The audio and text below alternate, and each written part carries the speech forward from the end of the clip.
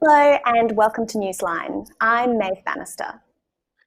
And I'm Chris Moyer. Today on the program, YouTube bans QAnon, protesters defy a curfew in Thailand, and how direct-to-consumer mattresses are impacting the environment. And we'll also have updates across sports, finance and weather. But first to today's headlines. Victoria has recorded just 2 cases of coronavirus in the past 24 hours, bringing Melbourne's 14-day rolling average down to 8.7. There are still 17 mystery cases in Melbourne.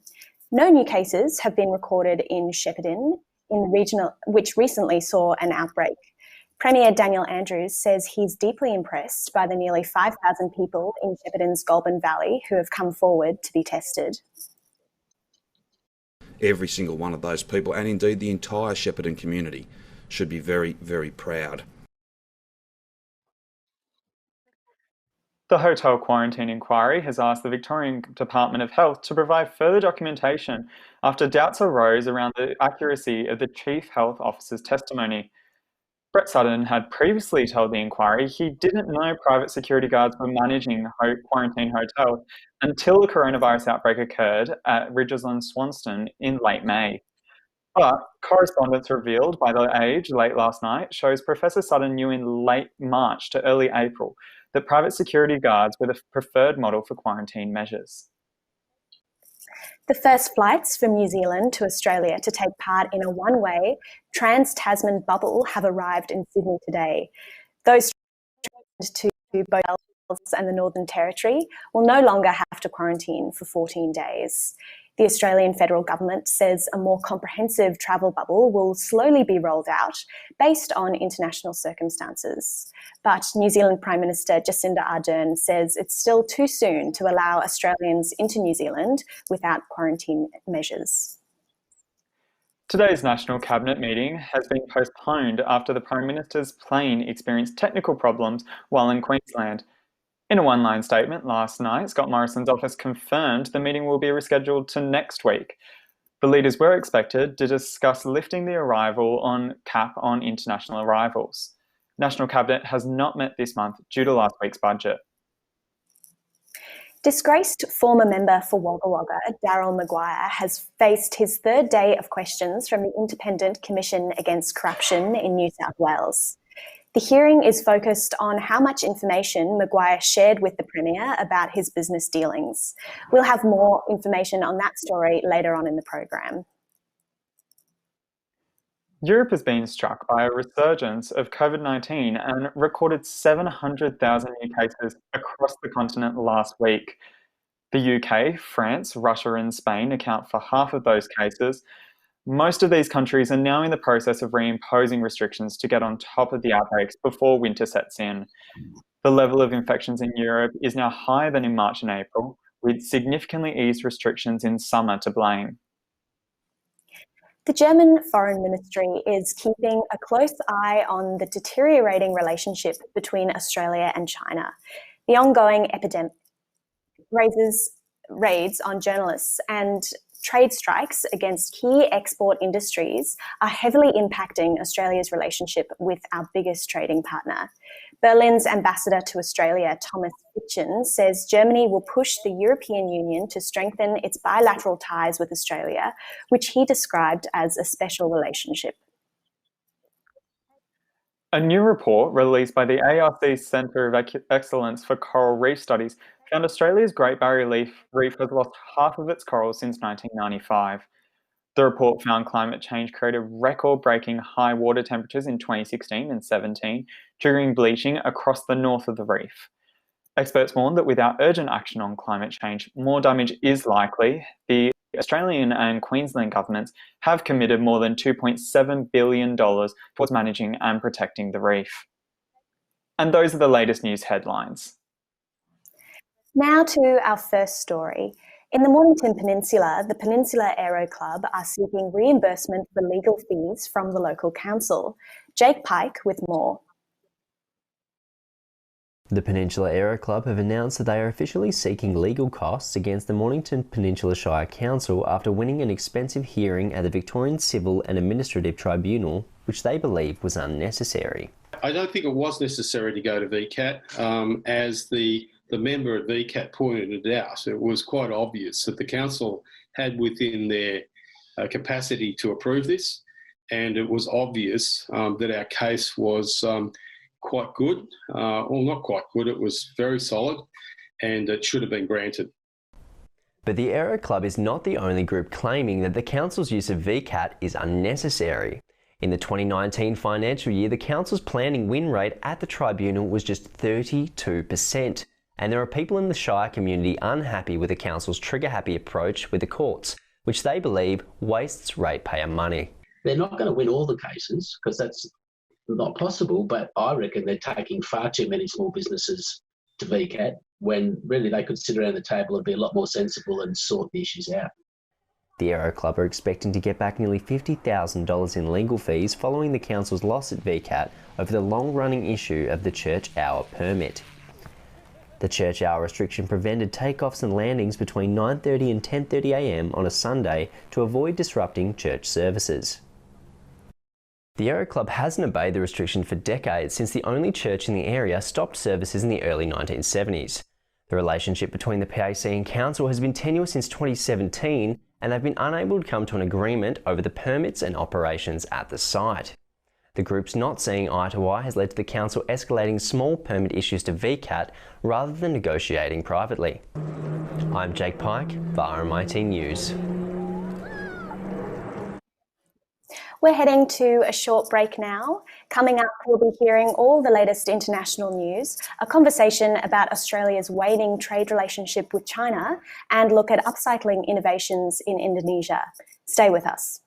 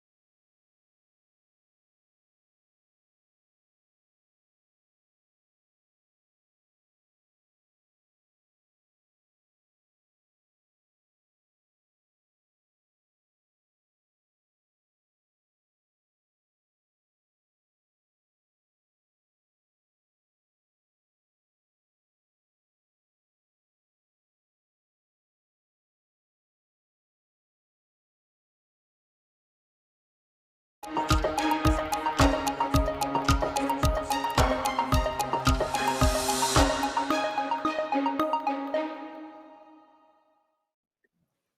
back to Newsline. Oliver Lees joins us now for international news.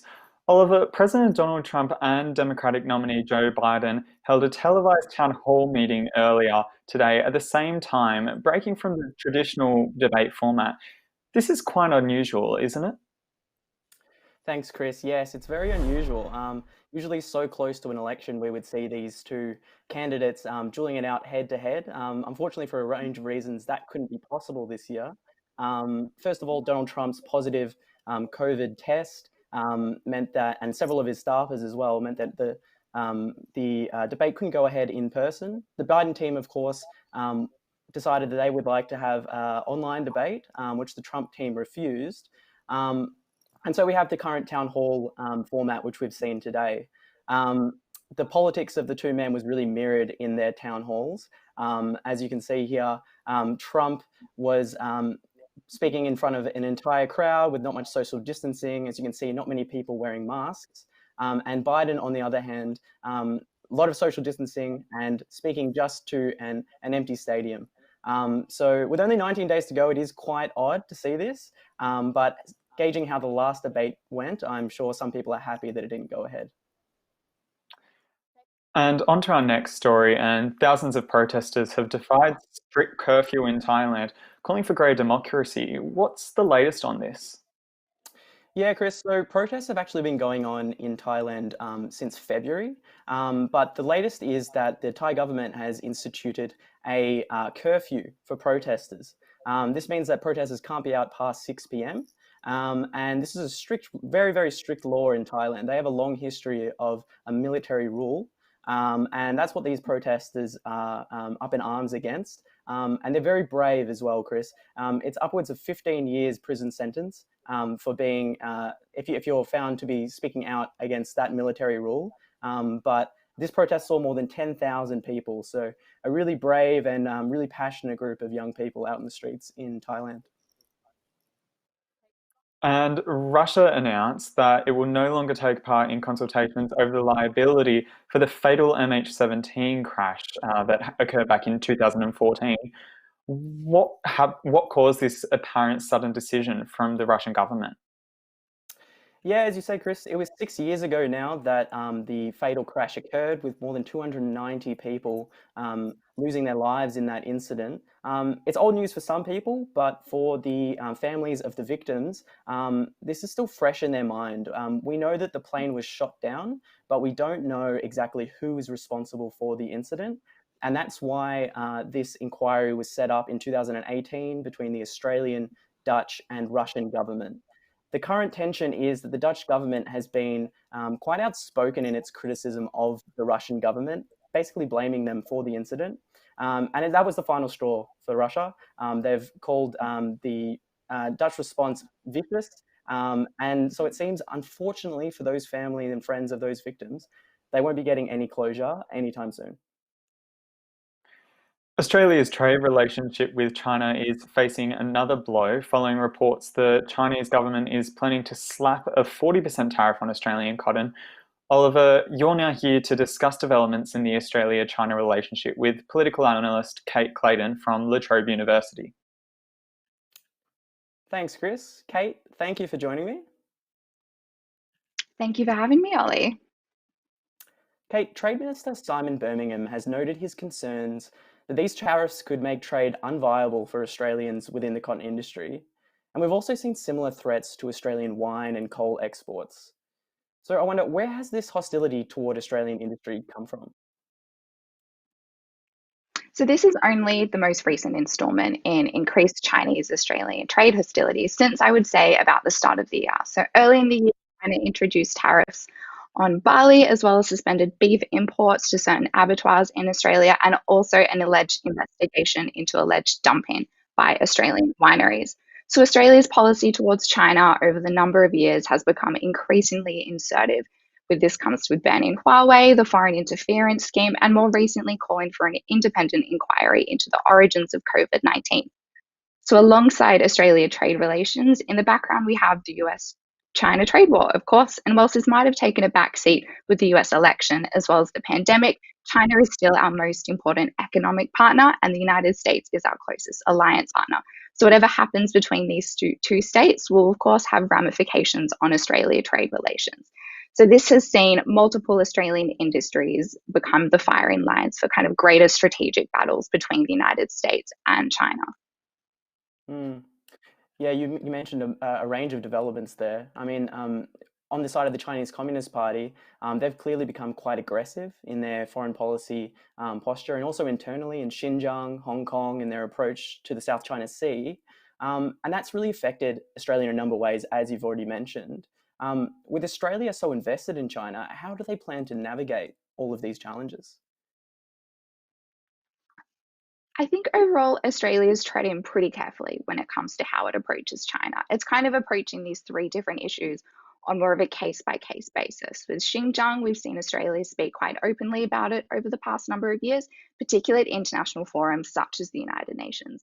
With Hong Kong, I would say Australia is a little bit more quiet on that issue, again, following other states in talking about Hong Kong and police brutality at the United Nations. On South China Seas, I think this is where we kind of see a key divergence in Australian foreign policy in our relations with China. So we've seen them, of course, reject any Chinese claims in the South China Seas, but also they've refused to conduct naval operations in the contested waters alongside the United States. So that's kind of had some tension between the US and Australia alliance a little bit there. So I think it's a tricky one for Australia because it's got to manage its relationship with China, its relationship with the United States, but also it has to manage its relationship with its people. And if it's these Australian industries that are being harmed, then that's what they have to take into consideration as representatives of Australian people. So I think it's really looking at these issues on a case by case basis, seeing how much it might affect the Chinese-Australian relationship and also the popularity of the Australian government speaking out on these issues domestically. Mm. At the same time, Kate, the former Australian ambassador to China, Jeff Raby, said this week he expects China to soften its foreign policy with the upcoming US election. Why do you think that would be the case?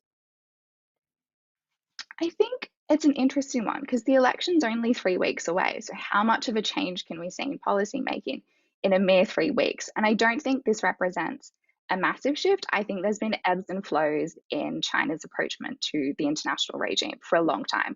During the 2000s, we saw this kind of peaceful rise narrative, and maybe this is just a momentary change to that. And I don't think that the speech from Rabi and his kind of concerns represent a big shift in China-Australian relations. I think that things might soften down momentarily. Looking at the election, of course, China would like a Trump re-election because Trump makes the US look incompetent, which is only a good thing for China, whereas Biden is traditionally tough on China and for decades now has supported Taiwan's sovereignty. So I think China's just waiting to see what happens, and I don't think we're going to see any big shift in China-Australia relations for the next couple of months at least.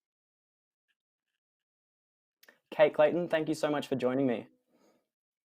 Right, thank you for having me. Now back to you, Maeve and Chris. Indonesia's fights against plastic and textile waste has a long way to go. During the pandemic, plastic use has been significantly increased due to food and fashion packaging. Johanna Belinda reports on how the younger generation is more aware of the situation through an innovative fashion line. Hi, today we're going to talk about the upcycling fashion industry in Indonesia because basically we're still fighting against the waste. Indonesia fights against any kind of waste has a long way to go. Currently, Indonesia has at least 65.79 tons of various waste, including plastic and textile waste. That is why upcycling is a new trend for the younger generation to reduce waste, any kind of waste, particularly for the upcycling fashion industry. We are going to talk to a local Indonesian upcycling brand called Galastika. The owner, Mutia Bunga, is still in control to make sure the quality and the materials are in place. Galastika mostly based in Jogja and Bali.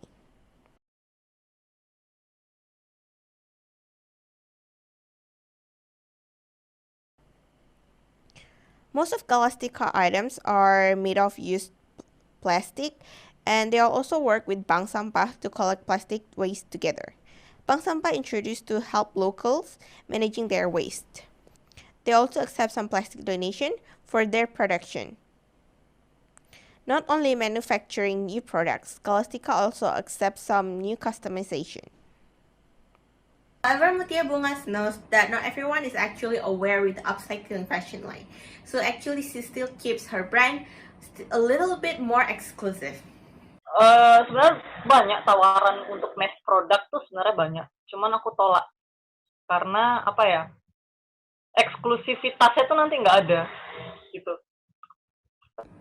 We also talked to a local environmentalist where she actually shared her perspective on this upcycling fashion line. Ya, jadi kita harus mendukung sekali upaya upcycling barang-barang fashion yang sudah tidak terpakai untuk menjadi barang fashion lagi yang lebih berkualitas. Hal ini sangat baik karena dapat membuat limbah-limbah yang ada di sekitar kita, terutama bahan-bahan fashion seperti tekstil, kain, dan sebagainya itu dapat terkelola lagi. So I really hope that you guys enjoy the whole documentary, and I hope that you actually try one as I tried once already. Johanna Belinda ending that story. After the break, more national news, and Melbourne lockdown restrictions will be eased somewhat on Sunday. We'll hear what the public thinks about that coming up.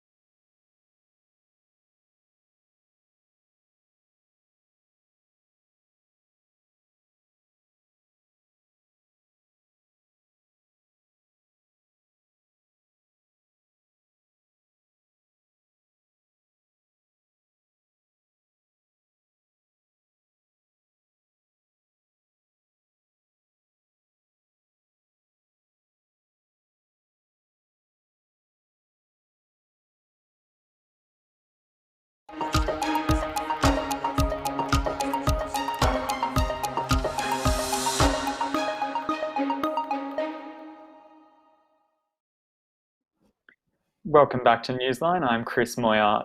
This Sunday, Premier Daniel Andrews is expected to ease restrictions for Victorians. One of the things apparently on the table is increasing the 5-kilometre travel limit to 20 kilometres. And the Victorian government is under heavy pressure from business groups to allow for more retail and restaurant trading. Danielle Collis has been talking to Victorians today to find out what they want changed.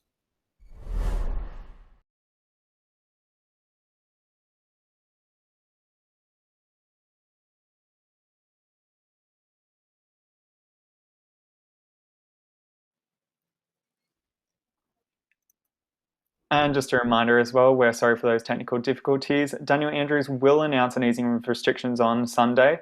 There's something to look forward to there. We're sorry we couldn't get that package to you right now.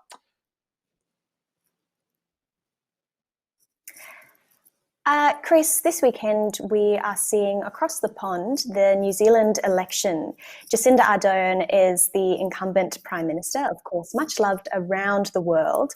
But what is the local feel for her over in New Zealand? Is it expected that she's going to win, do you think? Well, Maeve, there's a little bit more opposition than what some overseas may perceive for the New Zealand population. But Jacinda Ardern still holds a 55% preference as preferred Prime Minister. Her opponent from the Nationals, Judith Collins, only 20%. So I think it's still safe to say that she's going to have a safe enough election coming forward tomorrow. Great, thanks, Chris. Now we'll go to Danielle Collis in Mount Martha. Thanks, Chris. I'm here in Mount Martha Village in Mornington Peninsula, where residents are eager to hear what this Sunday's announcement will reveal. Many said that they're desperate to get back to the pub for a beer or visit family and friends. Now, there was a discussion about the 5-kilometre radius being extended to 20 kilometres, but many residents said that won't make much of a difference. Well, Alana and Tegan isn't it? I mean, I'd love to, I'm desperate just to get into my car and drive off somewhere. But yeah, I've got to do what I've got to do. Oh, for work, it depends on what he releases, to be honest. For work, it can mean I can actually get into a few jobs that I haven't been able to work at. We've got quite a few jobs with sites we can't go to because people are living there, and that's the biggest one, I reckon, for a lot of people. I probably like the opportunity to go to the pub, see my friends, get out on the golf course, just the usual things.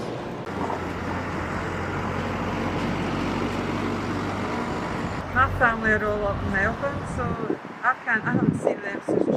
My grandkids, my daughters, so I'm really hanging out to see them. Oh, just a bit of freedom, just to be able to go out for dinner and that kind of stuff. Yeah, definitely. That's about it, really. Well, there you go. Back to you, Chris. Thanks, Danielle. And I think we'll be looking forward to hopefully some ease restrictions on Sunday. Something to look forward to there. And now to domestic news with Nick Zamboulis. In New South Wales, disgraced former member for Wagga Wagga, Daryl Maguire, is facing his third day of questions from the Independent Commission Against Corruption in New South Wales. Reporter Nick Zamboulis joins me now to discuss today's events. Nick, today's ICAC hearing started a little differently with an apology from ICAC to Premier Gladys Berejiklian and Daryl Maguire. What was the apology for? Hi, Maeve.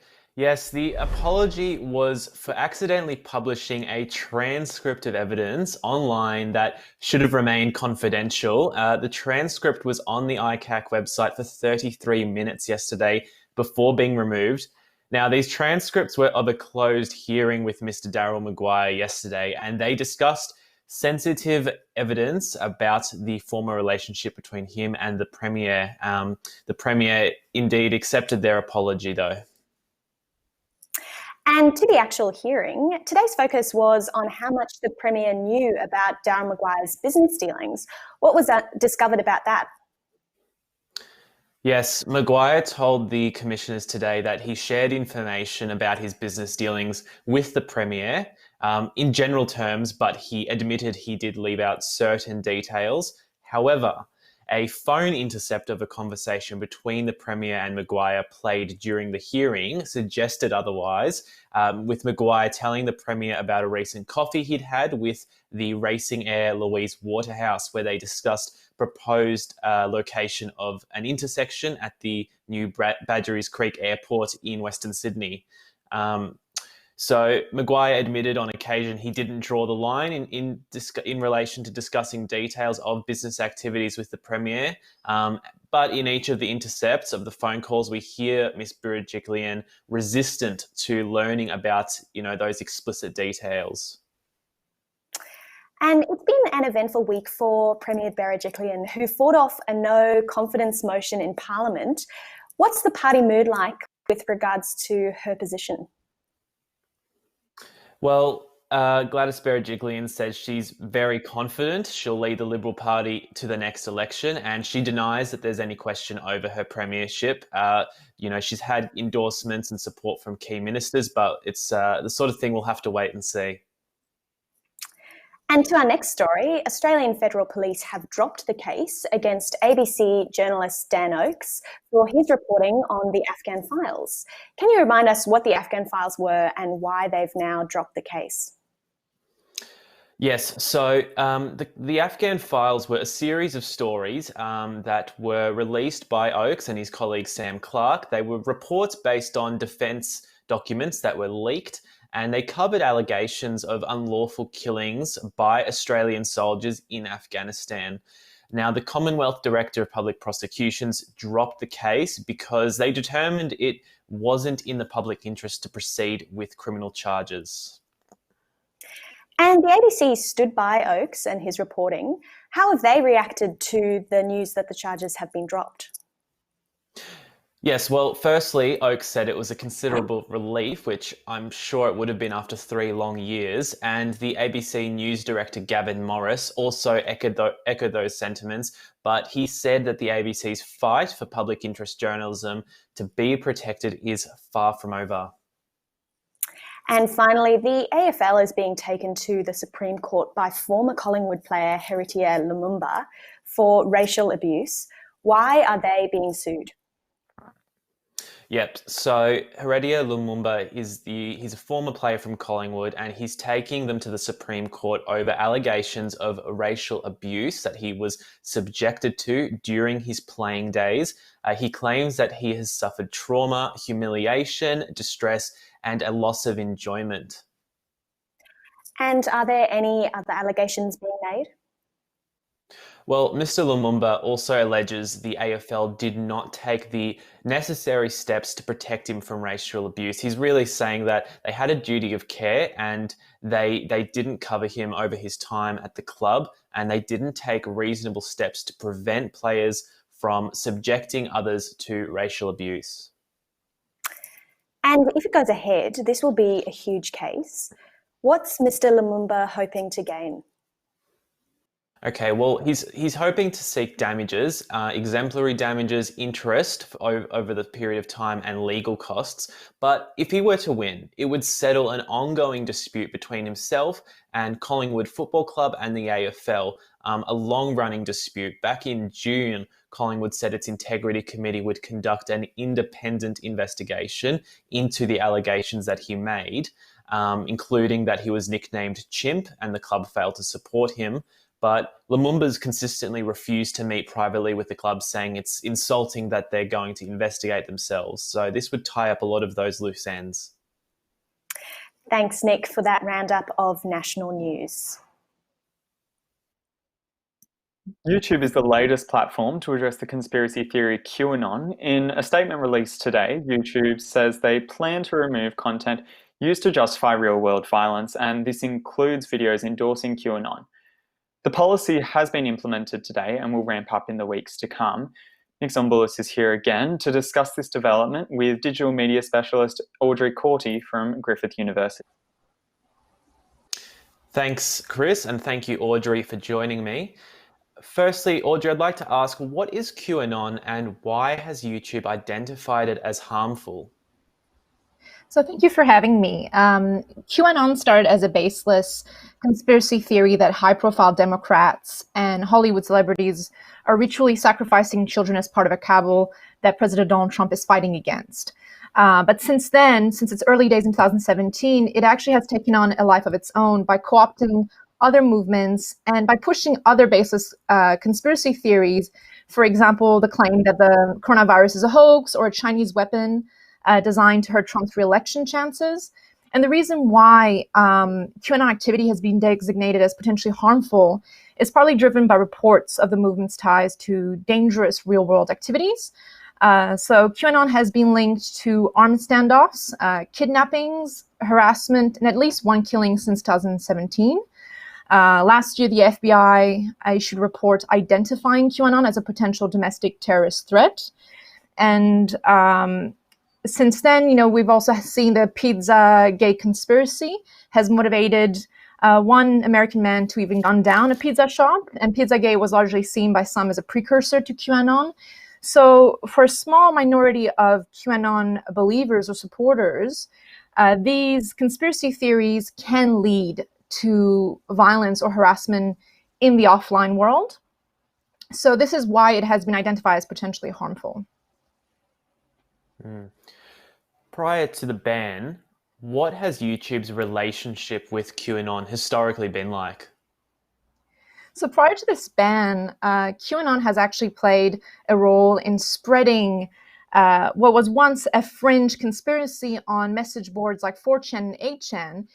YouTube had a critical role in helping spread QAnon to a more mainstream audience. And especially as Twitter and Facebook were cracking down, YouTube continued to allow this sort of content, which is why a lot of QAnon supporters and believers continue to congregate on the platform. Right, okay. Well, YouTube's policy that they've announced in the blog post today, it still allows users to upload commentary and news coverage of QAnon. So there may be subtle ways around the ban. How difficult exactly is it for online platforms to stamp out conspiracy theorists? It's extremely hard to stamp them out. And first of all, it's important to clarify that with YouTube's crackdown, it's not to the same extent as Facebook, for example. So YouTube, as you pointed out, their crackdown is a bit more limited. They're specifically targeting content that may lead to offline violence, especially in the cases of hate or harassment. So this is an extension of YouTube's already existing hate and harassment policies.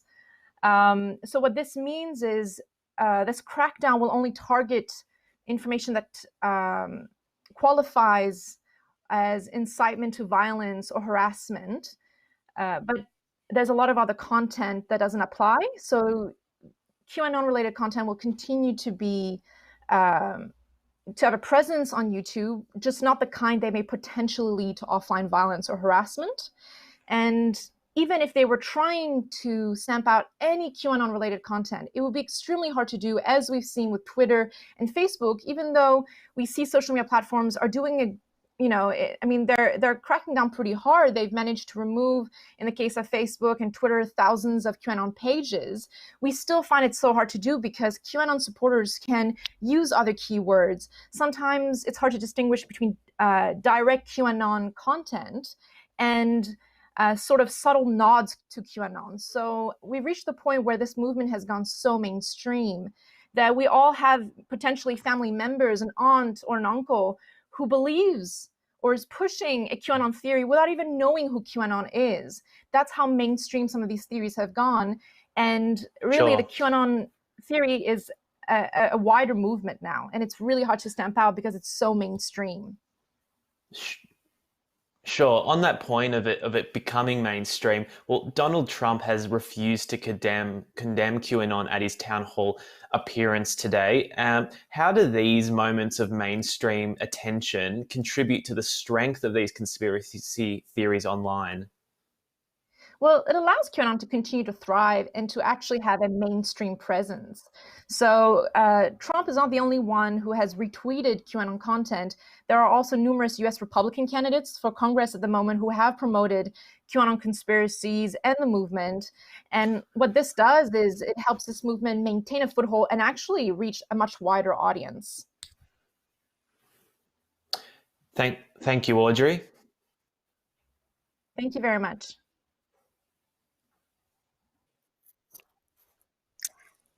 As students across Victoria head back to school, dance studios are calling for the state government to reclassify them as creative studios. As Danielle Collis reports, some say they won't survive waiting until the end of November. After the first Victorian lockdown, dance studios across the state were allowed to reopen alongside schools, as the state government classified them as creative studios.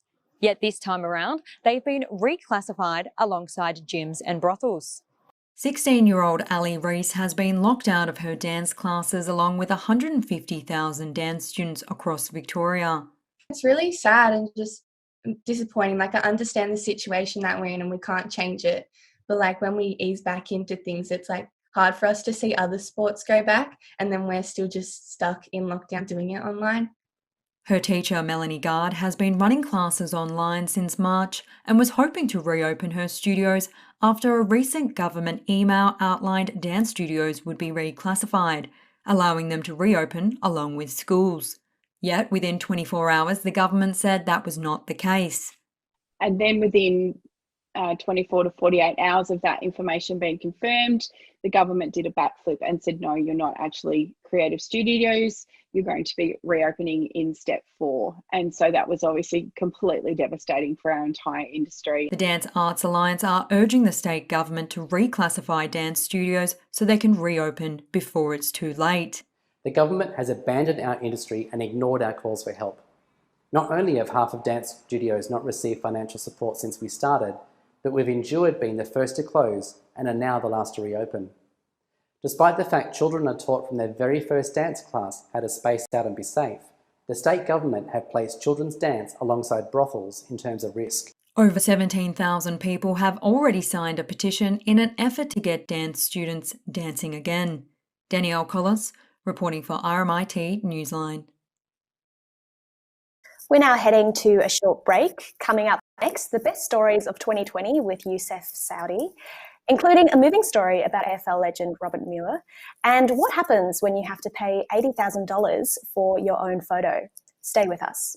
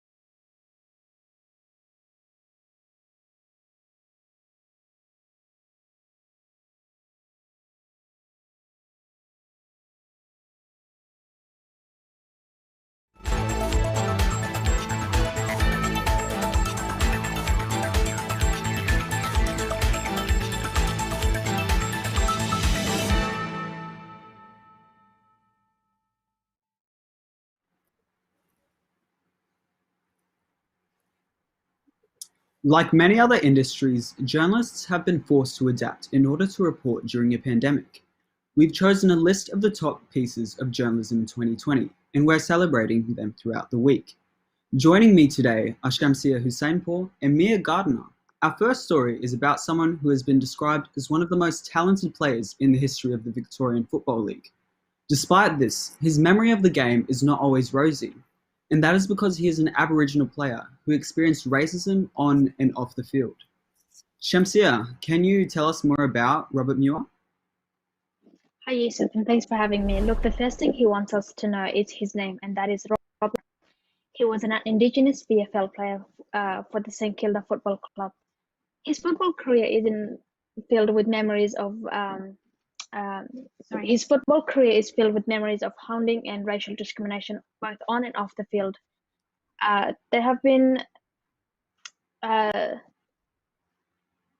been many times where he faced a lot of racial discrimination from his teammates, to the point where one of his teammate was urinating in him in the shower, and to the point where fans were spitting on him. He was a very young, talented Indigenous player, but that's not what the nation knows him as, because of his persecutors identified him as the Mad Dog. Yeah, that's really interesting. And so in the article, Muir spoke about finding strength. Can you tell us how he found his strength?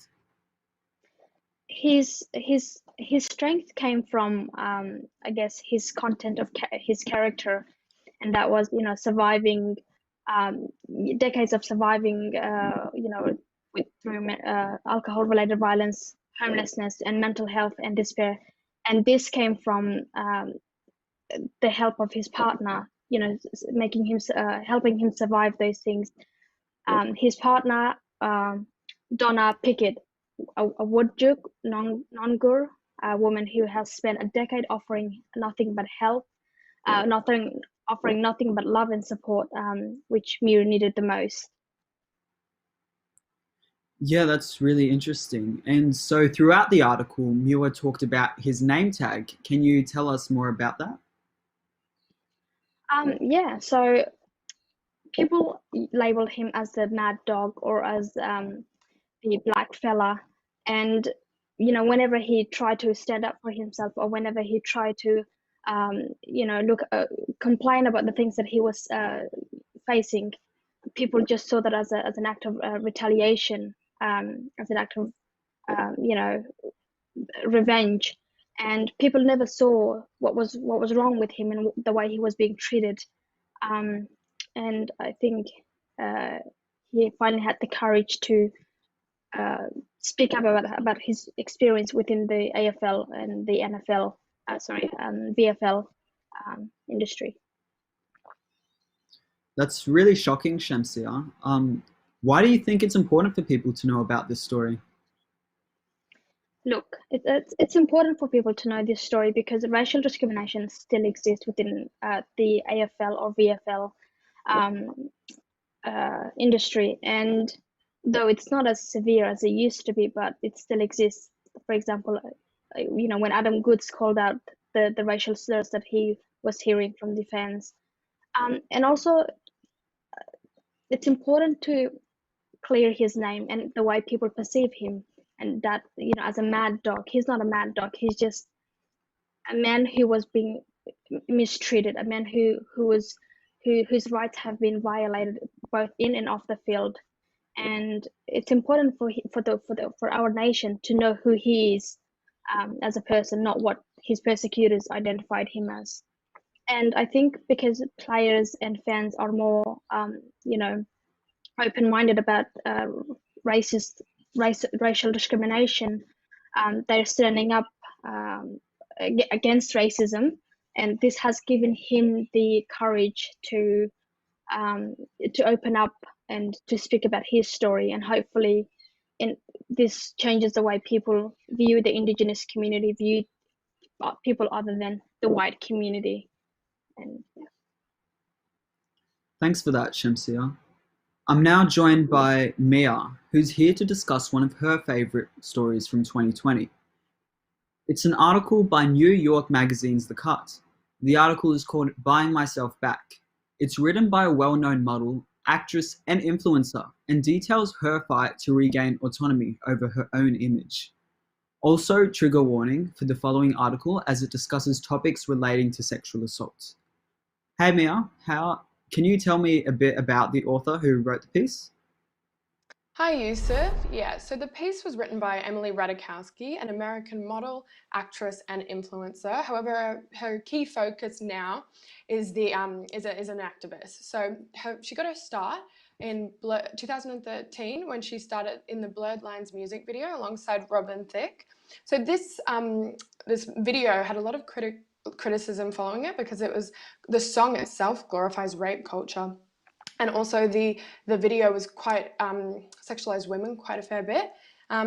She was also has quite a successful film career, and she was in We Are Your Friends alongside Zac Efron, Gone Girl alongside Ben Affleck.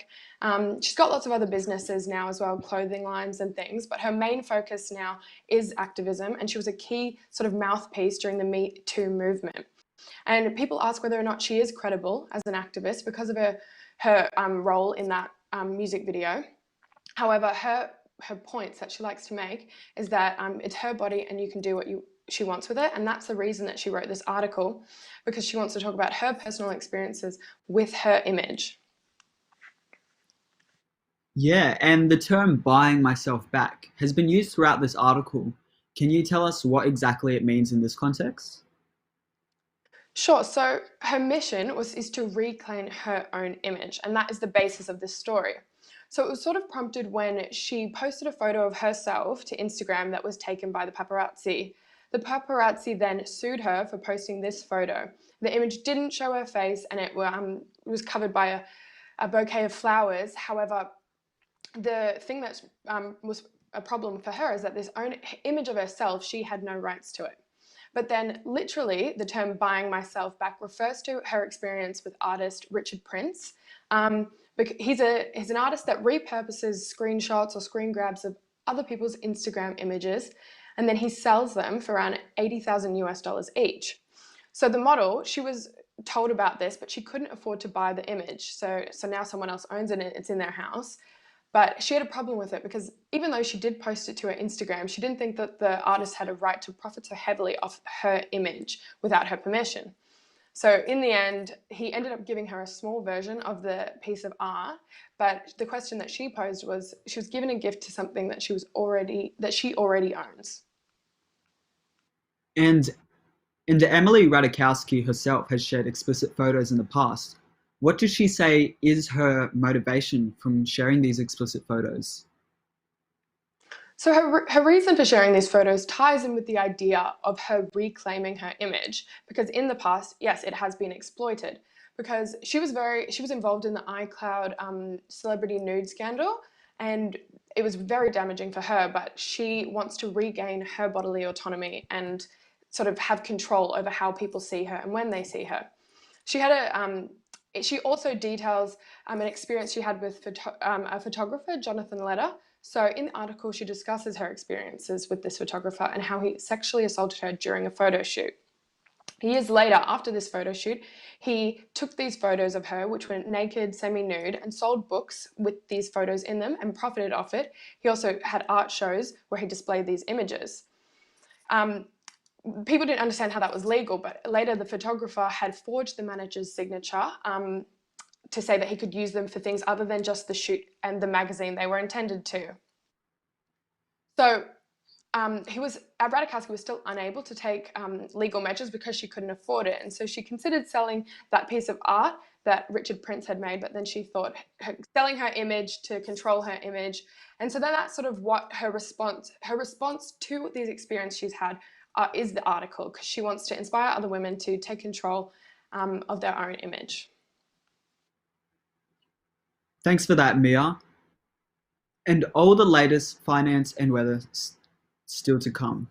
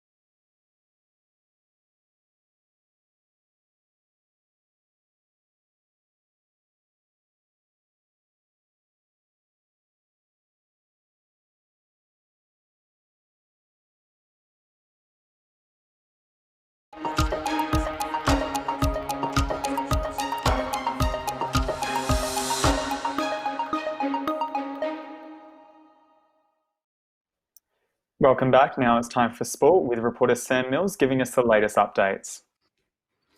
Thanks, Chris. A big weekend of sport coming up, and it all starts tonight at the Adelaide Oval. Both Port Adelaide and Richmond have named unchanged lineups for their AFL preliminary final clash. The winner, they'll book their place in next week's grand final at the Gabba, the winner of tomorrow night's match between Brisbane and Geelong. Moving across to Sydney, Sydney Swans defender Jake Lloyd has won his club's best and fairest for the second time. The 27-year-old previously won the award in 2018. This time, he finished ahead of captain Luke Parker and small forward Tom Papley. As mentioned earlier, former Collingwood star Haritia Lumumba is suing the club and the AFL for racial abuse he says he was subjected to during his career. Lumumba played 199 games over 10 seasons for the Magpies and played in the club's 2010 premiership. Crossing codes to the NRL now, and the Melbourne Storm play Canberra tonight for a place in the grand final. Minor premiers Penrith, they take on South Sydney on Saturday night in the other preliminary final. Rain has pushed back the start of Sunday's Bathurst 1000 Supercars race. Originally started at 11:30am. It'll now start at 11 due to forecast thunderstorms which threaten to cancel the event. The Spring Racing Carnival heats with the running of the world's richest horse race. The $15 million Everest at Randwick headlines a busy Saturday that also features the Caulfield Cup in Melbourne. That's all for sport. Back to you, Maeve and Chris. Thanks, Sam. And now to finance with Stephanie Barker. The Australian market, the ASX 200, declined 0.2% and was flat at 6,212 points. Some of the best performing stocks were Unibail Rodamco, Westfield, GUD Holdings and Medibank.